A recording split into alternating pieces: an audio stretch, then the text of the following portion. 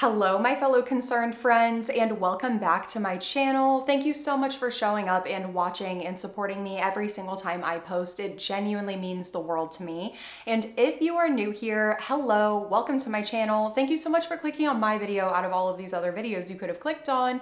You chose mine, and I really appreciate that. I hope that you can stick around and you can get something beneficial from my content today. If you guys can remember back about 9 months ago, I made this YouTube video where we were talking about the TikToker Nikalie, who was calling churches all across America, giving them the story. This was not real. Her story was fake. There was no actual baby involved, okay? Giving them the story that she had a very hungry, starving baby and she couldn't afford formula. She couldn't find formula anywhere and her baby hadn't eaten for 24 hours.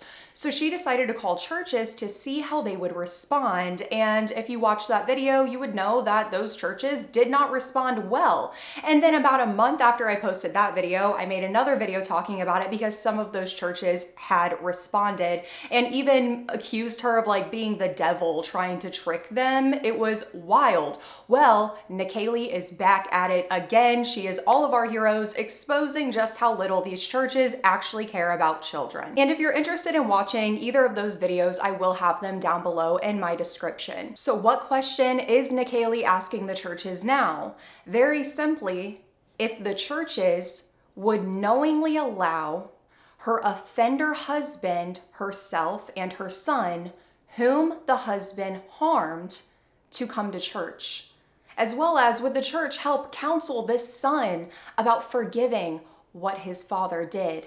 And now I just want to remind you guys, it is a story. It is made up. There is no husband. There is no child. Nikalie is quite literally a lesbian. This is a made up story. Although the reason it's important is because there are families like this right here in America who are seeking refuge in churches who will accept them. And let me just say, Nikalie has multiple parts to this series, like over 60 at this point, and we are just talking about one of them because there is so much to go over with this one particular church, as well as a lot of these churches that she has called. So if you are interested, if I get enough people who are actually interested and you enjoy this video and seeing what's really behind the curtain of how these places can operate, obviously not all of them, then let me know down below in the comments, like this video, and I might do a series going over the churches that she has called regarding this, because like I said, there is many, and I wanted to talk about a lot of them today, but we're just talking about this one today. So buckle up. I want to let you know very clearly that this is going to be really disturbing. Like even Nikalie's jaw was dropping throughout this phone call, and yours will as well, because how in the world do organizations like this exist? So just a trigger warning, because you are going to see a person, a pastor at that, so casually talk about the harm of children as if it's just something that all of us end up doing. It's just a little bump in the road, a mistake, and we can just all move past it. It's sickening. Hello. Hi, is this the Church of Jesus Christ? Yes, ma'am. Hi, I was calling to see what time your services were. Our services are Wednesday night at 7, Sunday 10 o'clock and 6 o'clock. Okay. I was wanting to see if me, my husband, and our son could come on Sunday. You can come anytime. We would love to have you.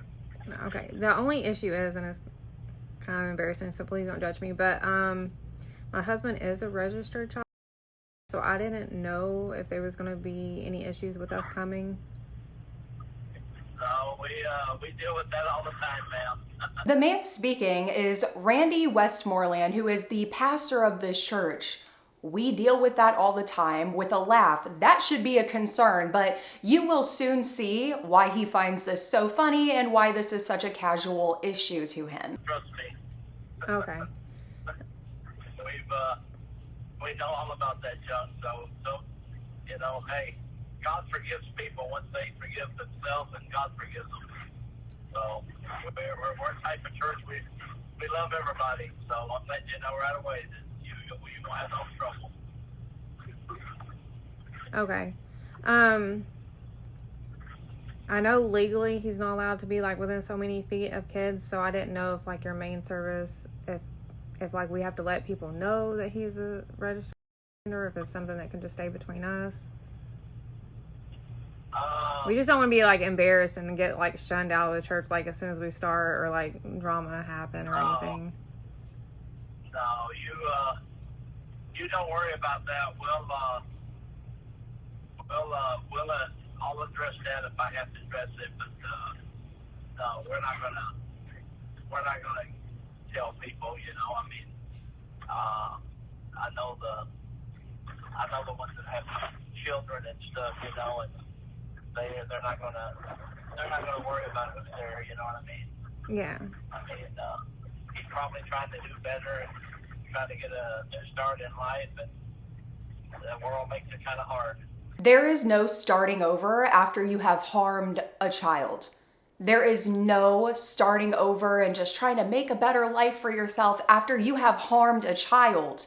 That harm has messed that child up for the rest of their life. And did you hear that? There are, in fact, children who come to this church, and in his words, you know, if the family found out, it really wouldn't be that big of a deal. Well, you'll see very soon why he feels that confident. And honestly, I do believe him when he says probably the parents in the congregation wouldn't care, given who their pastor is.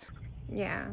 And I had another question too. Like, our son he's 8 now, but when he was 4, he's actually the one that my husband was our son when he was 4. And I was just trying to see if like you all could help like explain to him about like the forgiveness aspect of the Bible and like how Jesus forgives, God forgives, and like we should forgive his dad. He's just having a harder time with it now since he's 8 and he's getting a little bit older. Your son is? Yeah.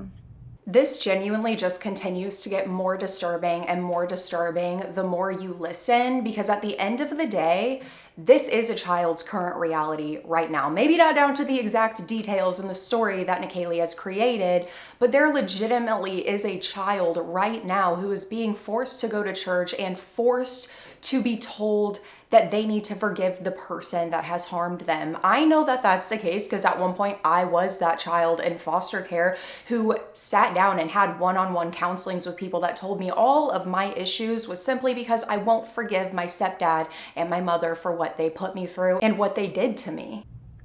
Well, I could understand that, but that's something that, you know, we could address. We could have set up some meetings with them and talk with them and stuff. If he needs some counseling, I can counsel, stuff like that. Yeah, I think that would help him. We have things like that can, so. Yeah, I just don't want him to continue to like carry that anger with him and like be mad at his dad. I was trying to explain to him like, there's like certain urges that the devil puts on people, and sometimes we just have to like work through that as a family. Well, which way, Rob? Oh, okay. All you got to do is,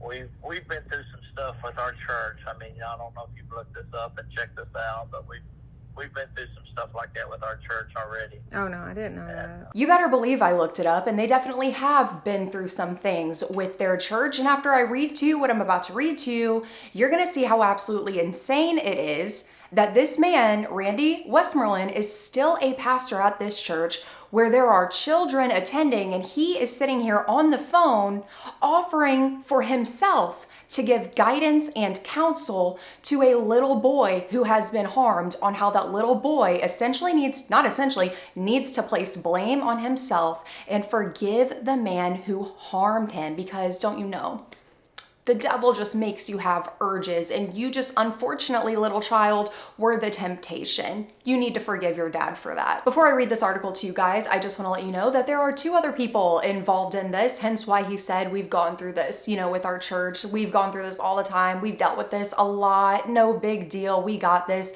We'll handle you, because our church is perfect for people like this, okay? So I'm going to read this to you, and then as we finish listening to this phone call, you'll hear how much he minimizes what actually happened. From left to right, we have Jeffrey McGee, Randy Westmoreland, and Valerie Clawbaugh. Inmates and others in the courtroom Monday morning were visibly taken by surprise when a charge of misconduct with a minor was read to 29-year-old Valerie Clawbaugh. Clawbaugh is the second of 3 defendants from the Church of Jesus Christ, 791 Juniper Road in South Haven, to make an initial court appearance on sex-related charges. She is accused of repeatedly having sex with a 15-year-old boy at her home on Capitol Road in South Haven last summer when she was 28. The incidents came to light when the boy's mother reported it to the police and said her former husband had been dating Clawbaugh until their son became involved with her, according to charging information. The investigation into the case revealed allegations of other wrongdoings among members of South Haven Church and another in Michigan that do fellowship together, according to court records. Court documents state Clawbaugh was a member of the South Haven Church. The boy's father attended the Michigan Church. Clawbaugh, who is out of custody on bond, remained silent during Monday's hearing and, in an unusual move, was represented by 2 attorneys, Gary German and John Voiga. Porter Superior Court Judge Roger Bradford scheduled hearings for October 8th and November 5th. Jeffrey McGee, 30, who is described by police as a youth leader at the South Haven Church, made his initial court appearance Wednesday on felony charges of misconduct with a minor, vicarious gratification, child solicitation, and possession of child. These allegations involve an underage boy that was involved in McGee's youth programs at the local church, according to police. Porter Superior Court Judge David Scheidster set bond for McGee at $50,000 cash plus $100,000 surety during the hearing. Randy Westmore, 52, who serves as pastor of the South Haven Church, is scheduled to appear at 8:30 a.m. July 11th before Porter Superior Court Judge Jeffrey Thode at the North Community Complex in Portage, according to court records. Westmoreland faces 2 misdemeanor charges of failure to report for allegedly attempting to cover up the incidents and telling the victims and other church members to remain silent. And he is still the pastor, and you yourself will hear him explain how that is and why that is. There was even a post from July of this year that was posted by the church and is now removed that showed Jeffrey McGee driving teens in a van to like an overnight youth thing, and there was a teenage girl right next to him. Well, yeah, they tried to pinpoint some stuff on me, and it's like I didn't do nothing, and we had a couple in the church that was doing things on the outside of the church, and it was election year, and they made a big deal about it. It blew up the paper, and it's like, you know what?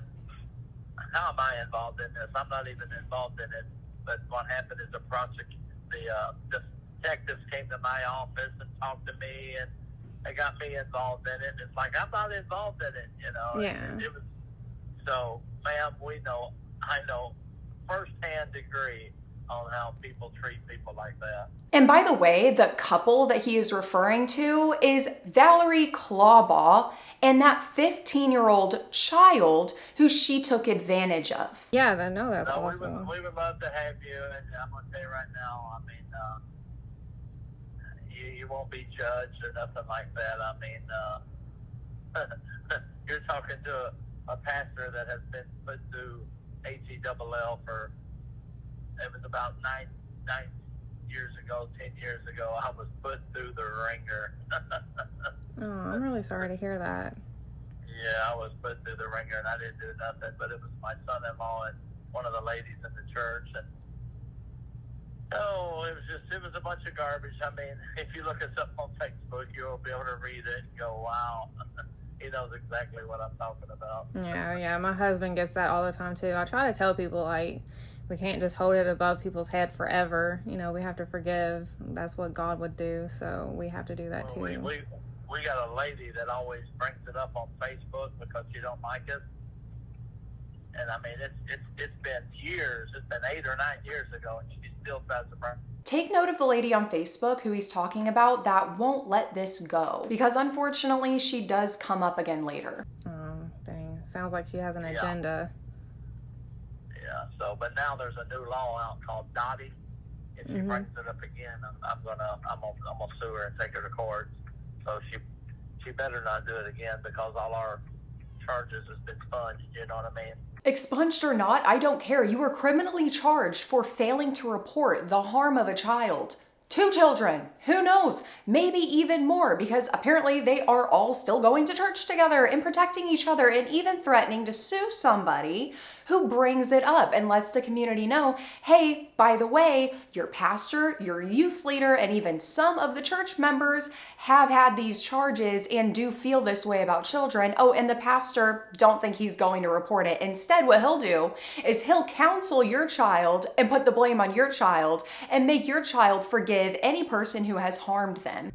Oh, they've been. Oh, how did you manage that? Because I wonder if that could happen with my husband, because it's still on his record. I mean, it's been 4 years. How long did you have to wait? He probably has to wait 7 years, just like my son-in-law. Mine was just a misdemeanor. I got mine off right away. I mean, it cost me $1,200, but it's gone now. It's off my record. That should not be available. That should not be available. If you were criminally charged for not reporting the harm of children, you should not just be able to pay a measly $1,200 to make that to where it seems like, legally speaking, that never even happened. You can't talk about it. You can't talk about it because it's not technically on my criminal record anymore. You are in a place of authority to children. If you're a teacher, a preacher, a pastor, all of these things are mandated reporters. I don't think that that's something that should just be expunged as if it didn't happen. For $1,200, that's insane. And the fact that he's even sitting here entertaining the idea that her husband could also get these things expunged from his record, when we heard the story that she told, that it was her husband who harmed the child, and this pastor is sitting here like, you'd probably have to wait like 7 years. Like, what is going on in churches? Oh, that's good. Yeah, I definitely have to look in that for my husband too, because he's Then not the girl fucking in the church, she only had to wait I think 2 years, and hers is off. And my son-in-law, his is not off completely yet, but he only has like probably maybe 6 months to a year. But let me tell you something. My daughter that's married to him, she was put through the ringer. That's all I can tell you. She was a volleyball coach at Porter's Christian Center, or Porter's PCS, Porter's Christian School, and she just quit this year because that lady kept trying to put it on the Facebook and stuff. And so, but she coached volleyball for like 5 years there, and she just said, you know what, I'm just gonna give it up, and that way I don't have to deal with it no more. Male-centered women are dangerous. What do you mean you quit your job to stay with a predator who went after a 15-year-old boy? And you can't handle the bullying. You can't handle people saying, hey, what are you doing staying with somebody like that? So you decided to quit your job to make yourself feel better? At that point, you are no different than them. Like, this genuinely is such a dangerous church, because it really feels like, to me, they're like, hey, all offenders are welcome, and we'll work with you to get those records expunged so that nobody can use it against you, because that's what God is all about, is forgiveness and trying again and trying again and trying again. So definitely come to our church, because we can definitely aid you with that fresh start that you so need and deserve. And children are going here. Yeah. So we know, that's what I'm saying. We know all about it, ma'am. We have been put through the ringer. Well, I appreciate it. Yeah, right now we're just trying to... If you want to sit down and talk to some people, you can sit down and talk to my daughter and son-in-law. They can tell you about how cruel people are. Yeah, I can't believe all the hate we're getting too. Like, it's crazy. But yeah, it's you know what? Hey, people mess up in life, everybody messes up. I mean, everybody's got skeletons in their closet. And you know what? With the only thing about today is the media is so open that, I mean, it can make anybody look bad. So yeah, that's very true. Facebook is terrible. I mean, especially this new AI thing that came out. It's the devil. That's all I can say. It's just the devil. What about the new AI thing? What are you talking about? Like, it's the way he's just telling on himself throughout this entire thing. Like, he didn't have to give all of this information and all of this detail. And yes, it absolutely did come back to explode in his face. But it's like, why bring up the AI? What are you doing with AI that is making you say it's the devil? Yeah, and I think these people are the devil. Like, why do you keep bringing up stuff? Like, it's already bad enough on my husband. Like, he already feels bad, and then they just, like, keep adding to it. So we had to move. We had to move states and everything just to get away from all the hate that he was getting. Well, you come to our church and you're gonna see that, hey,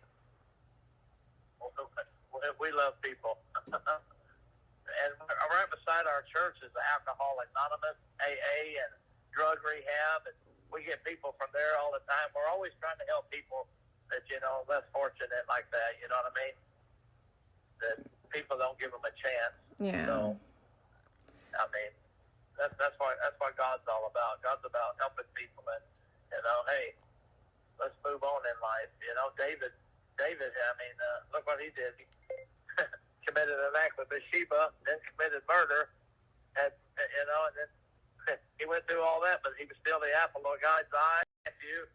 David, he messed up, but God forgave him. You know what I mean? Yeah, I believe everybody deserves forgiveness.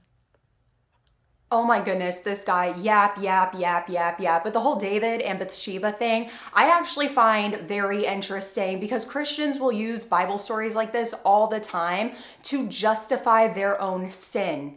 Because I can do the most egregious crime and God can still love me and God can still use me. And they use that all the time in their sermons as almost like a motivation. But if you're not familiar with the David and Bathsheba story, it's incredibly heartbreaking. It does not value women at all. Women are just property in this situation, right? Because you've got David, and now it's been a long time since I've read my Bible, okay? So I know that there's going to be people who are like, well, technically you're wrong about this, whatever.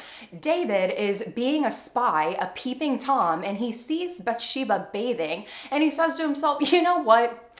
I want her as my wife. I want that. That's what I want. And he had her husband and then took her as his wife. Yeah, and then God forgave him of that, and now he's a man after God's own heart, and David is hailed like a hero, one of the best biblical men ever, even though he had committed those crimes, right? So they use that as like a pinnacle of, see, if David was allowed to do that and still be one of God's favorite, then so can I. They don't view these actions as egregious crimes worthy of punishment. They view them as simple mistakes that we deserve lots of love and compassion to get through. We just deserve a new day, a fresh start, because whoopsie, everybody makes mistakes. That's not a mistake. That is a crime against another human being. So what was your name again, if I could ask? Ashley. Ashley, my name's Pastor Westmoreland. Oh, it's nice to meet you. Yeah, my husband's name is Josh. Yeah, we're definitely going to come Sunday because we definitely need people to understand our situation and understand what we're going through. We're only going to have one service Sunday because all our kids just left for VBS down in Santa Claus, Indiana. We got about, well, not all of them. I'd say there is a lot that's going to be gone, kids, but we're only going to have one service Sunday morning, but you'll enjoy it. You'll enjoy Sunday morning. Now, is he allowed to go, drop our son off at class or, go to, the family events that's coming up, or is there going to be any stipulations? Oh, yeah. You'll be okay with that. Okay. And then, I didn't, we even had a church tell us, he couldn't use the restroom at the church and stuff because, where, he, had to our son, they didn't even want him in the bathrooms. Oh, no. I mean, our bathrooms, you can see who goes in, who comes out. Okay. I mean, they're on the side. Yeah, I mean. Is it a one-person stall, or is it, just more than one? No, there's one stall, and then there's two urinals. Oh, okay. Yeah, that's what I was asking, if it's, multi-people, if it's just one. Yeah, theirs was, multi, but they told him that he couldn't even go use the bathrooms there. And then they didn't want him, at any family event. So, and, everybody at that church had to know about it. So, it was just very uncomfortable for all of us. Yeah. I mean, if you feel comfortable with me telling some, I mean, with kids, I can do that, but they're not going to judge you if I tell them right away. They're going to know right away that, hey, pastor's telling me this. Pastor is, just letting us, and I would say the mother and the wife want me to let people know, but I won't say nothing if you don't want me to, because honestly, it ain't none of their business. Yeah, that's how I feel. I prefer to keep it quiet just because I don't want like people talking behind my back and his back and stuff like that. Yeah, I got you. Yeah. I got you. It's no one's business, I'm sorry, but somebody being a danger to children, being allowed around children, being allowed in the bathroom with children, being allowed to go in a child-centered place, like drop off to like Sunday school or whatever, is absolutely everyone's business. It absolutely should be everyone's business. Having a dangerous person that has already harmed a child around children, in proximity to children, that's definitely something all parents should be made aware of. And I already know I'm gonna get the comments that are like, well, this could be happening all the time. It probably does happen all the time. What do you expect churches to do? Because I already saw comments like that under Nikalie's post. Okay, we're talking about churches who have been given the knowledge and have been made aware, like what we're seeing right now, still saying out loud, we'll keep this a secret. Yeah, it's just been really frustrating. I mean, I know and it's a hard thing to get past and move on from, and especially today, like ours was all over the internet as well, so it just was not comfortable. Like, we're not on social media anymore, like, because of it, so. Oh yeah, I agree. We had to close our church website there for a few years. Yeah, or we only have a certain Facebook now for our family or for the church, so we still don't have any comments or anything because that lady will get on there and run us down like a dog. So that's a shame. Well, I'm really sorry to hear that. It sounds like you're trying to do the right thing for people and accepting of everybody, and that's the way it should be. That's what we're trying to do. I mean, sometimes, my son-in-law, this was my son-in-law, he got caught up with some junk, and nothing I can do about it, we got to move on. Yeah, how's he doing with everything? He had his moments, he had his moments.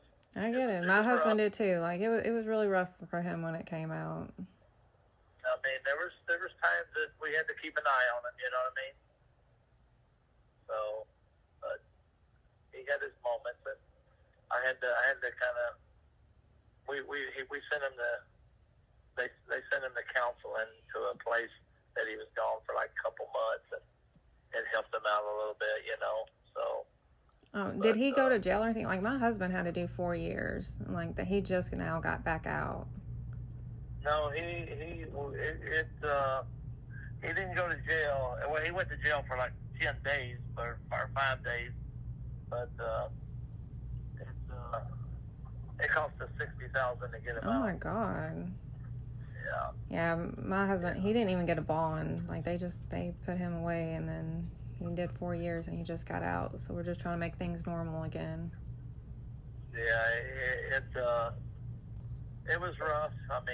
It cost me $400 to get out, and it cost the other girl $1,800. So, but my son-in-law, they got the money back, you know what I mean? There are a lot of people who think that there is such thing as rehabilitation for offenders after they have committed harm against children. And me personally, I don't think that that's possible. I feel like they just get sneakier or they get caught again, especially when you have somebody putting themselves around children right away again, teenagers right away again, the exact group that they were targeting the first time.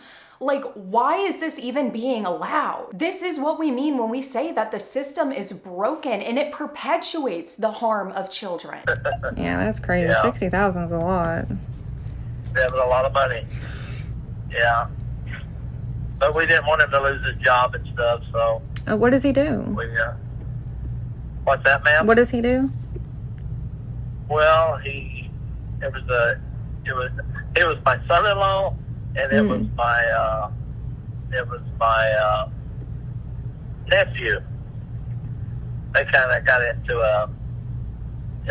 I guess they were talking on the phone. I don't know everything. That's what I'm saying. I wasn't there. Yeah. And they tried to pinpoint it on me, but they started talking and stuff on the phone, and he was underage. Oh, okay. So, yeah. Maybe it's different, like, depending on the age, because, like, where my son was 4, I guess, like, they didn't really give him any leniency. They just locked him fully up. This boy was 14, Oh, and okay. then my son-in-law was probably 25. Yeah. And then the girl that got in trouble, she was 26 or 27, and the boy was 16. Oh, okay. So, yeah. But they're married now. Her and the boy? Yep. Oh, wow. That's not funny or a good thing. That's really sad. It is really sad that she groomed that child into eventually marrying her. A 14, 15-year-old boy cannot consent. A 14, 15-year-old, period, in general, cannot consent.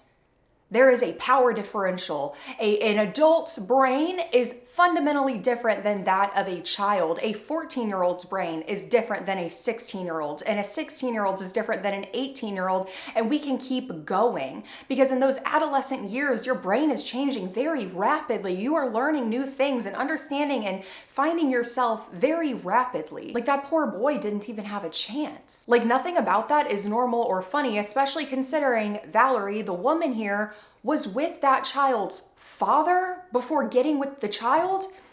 Why is this church in operation? Yeah, they're married now, so, yeah. They done had a kid and everything. That's crazy. So, yeah, it was rough. It was rough. Dang. Yeah, sounds like you've been through it too. Yeah, hopefully it all passes soon. So, I've been through it, and I keep going through it. Let me tell you something, to hear from somebody like you and wanting help and wanting to come to church, you don't know how good you make me feel. yeah. So, I mean, I got 8 grandkids. I've been married 40. So, you know, I've been pastoring about 19 years. I have to be honest, I do find it extremely hard that in 19 years of pastoring, only those 2 instances he failed to report. Especially if it's true, and he was found, you know, he was criminally charged for this. So, I mean, he was apparently going around telling other church members not to say anything either. It's not even like this came out and he told the family themselves, hey, don't say anything. Hey, children, don't say anything. And like the church staff, don't say anything. Like, he was allegedly telling like everybody not to say anything. Keep it hush hush. I find it hard to believe that in 19 years of pastoring, that would be the first time something like this would occur in a church that you were pastoring in. So, it's a good life living for the Lord, but it ain't always easy. Yeah, that's right. I don't know. We're hoping once we get back in, we find a church. And yours sounds great, honestly. Like, I like how welcoming you are and unjudgmental you are, non-judgmental. So yeah, it'd be nice to get a church family that's not judging us again. You'll fit in at our church.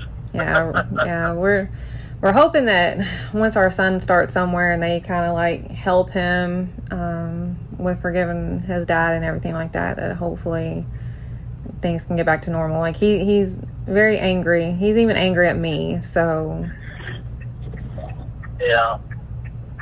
Oh, I understand. My brother's wife is kind of rough with me because, you know, she thought, you know, but as soon as the detectives came to me and talked to me, I went straight to my brother and said, hey, I don't know what's going on, but man, the detectives was in my church talking to me, and I said, I guess I need to talk to y'all. I said, because, you know, this is going on, that's going on. I don't know what's going to come about it. But I found out real quick. I got an electrical business, and I pastor a church, and everybody in the world was wanting to know what's going on. So I was pretty popular there for about 6 months because of social media. All right. Well, I appreciate you. I hope to see you on Sunday, though. Yeah, I appreciate you calling and asking, and hopefully we can help y'all. Y'all can maybe help us. Yeah, absolutely. Well, I look forward to seeing you on Sunday, okay? All right. Thank you. Thank you. Bye. 7. This is literally a church of predators protecting other predators and also welcoming and inviting other predators to come to their church, to bring their children, even the very children that they harmed, so that they can sit those children down alone with these other people who have been criminally charged with either harming children or aiding in the cover-up of harming children, and tell that child how they are the problem, how they were the temptation. And actually, you not forgiving the person who harmed you is even an equal sin, or maybe even a greater sin than the harm itself, because hey, at least the person who harmed you is working on it and they've asked for forgiveness and they've been saved and they're working harder every single day to not do it. But here you are stuck. You're stuck in it. And therefore, you being stuck and not giving this to God, not forgiving them, that's causing you to stumble in more ways, because not only are you sinning by unforgiveness, but you're angry. You're angry, and maybe the label that child as vengeful, especially a church like this who wants to keep things hush hush. If that child were to vocalize, and again, I know that this is a hypothetical child, but I mean, there were already 2 children in this church who were not hypothetical children, not childs. But say this child or hypothetical child says, hey, I actually think that I should go to somebody for this and try to like get charges pressed. How is that going to go in a church that clearly does not like having charges pressed against them? Because they're quick to remember exactly how much everyone's bond costed and how they had to pay for it. And it was so expensive, as well as getting charges expunged and the time frame and how much that costs. Yeah, I don't think that this is going to be a church that encourages a child to get justice. Instead, to me, it seems like a church that victim blames children and protects those who harm them. And speaking of protecting each other, do you remember what Randy said about that girl on Facebook? What he would do if she continued to harass them and tell the world what really went down in that church before they make the decision to, I don't know, go to that church and listen to this man's preaching. He said that he would sue her, that he would go after her criminally in whatever way he can, and that is what happened. Even though she had nothing to do with Nikalie's videos and Nikalie didn't even know her, she ended up coming on in Nikalie's live where Nikalie was talking about this video, and this is what she had to say. This is genuinely heartbreaking and so scary. The Catholic Church, Part 10, and the UU Church. What the fudge? She said, I have the police here right now because of the church from Part 47. They called the cops. And just because you opened up your big mouth, look, let me not go off because I will go off. Let me know if you need me because you can call me. Text me if you need my number because you can call me and I will talk to the cops. Yeah, he called the cops on that random lady from Facebook simply because Nikalie uploaded his own words. Mind you, she didn't ask him for all that information. She wasn't saying, well, do you have personal experience with this? Tell me all of the juicy details about your church members. She asked for nothing. He volunteered and offered all of that information. Those were quite literally his own words. And I know a lot of people are going to talk about like consent laws, you know, when it comes to phones and stuff like that. But Nikalie is very careful and she only calls states and churches within those states where you don't need 2 parties to consent to the phone call being recorded. I don't know why I just ended that by saying phone call. Hey, I just happened? have a question, and just FYI, I have a bunch of people surrounding me. Are they cops? Yes. So Okay, awesome. when you made your call, was I with you? Have we ever met before? No. I literally have them recorded. I'm by myself. How did we interact with each other, or how did we meet each other? Or like, how did we get in contact with each other ever? TikTok? Thank you. Okay, I gotta drop down for a minute, and then I'll call you, or I'll drop. I mean, let them listen to this first, though, because she didn't have anything to do with anything. Like, I called the churches. I have a right to call the churches. I can record the churches, and I can post the churches. All she did was comment on a video and join my live after the fact. They're trying to say that I was with you and that I just was not in view of the camera. Do they know where I live? Where do you live at? I'm in Indiana. See, I'm in Kentucky. So what are they even talking about? No, I make my videos by myself in my house. It's literally recorded of my video. Okay, I have to drop down, but I'll come back. Okay. Are you sure that was the only question? Because What is going on? Oh, I'm so sorry. Can you hear me? Yes. Oh my gosh. So basically, long story short, they're trying to say, so they left, but there's a possibility that I will have to go to court over this. The pastor, Randy Westmoreland, now they're trying to pin it on me and saying that I was at your house or I was with you at some point and that you and I have been best friends for a long time, which I've never met you before a day in my life. I don't even know your real name other than Nicole. Yeah, exactly. Thank you. So then they're trying to say that I am defaming their character because I'm apparently creating all these fake accounts on Google and writing reviews, which there's no way in hell that I would be able to create that many accounts in one day. Okay, I just want to ask this one question. Did the cops actually watch the video that I posted? I showed them. That's why when you were trying to like bring me up, I couldn't come because they were watching it. I kept getting like yeah. But Okay. they were watching it. It doesn't matter though, because everything that he said in that video is like self-confession. Exactly. He's talking about how he wants to sue me for defaming his character and ruining the reputation of his church.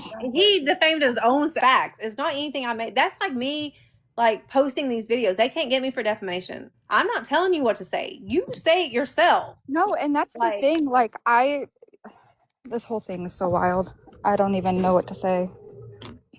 They're just trying to, and then when it got to the point in the video where they were where he had mentioned that he was going to try to call the cops on me if I, that whole thing. And I told them, I was like, so this is exactly what he said he was going to do. To me, like putting out that information to warn people and let people know what's going on is not defamation. It's facts.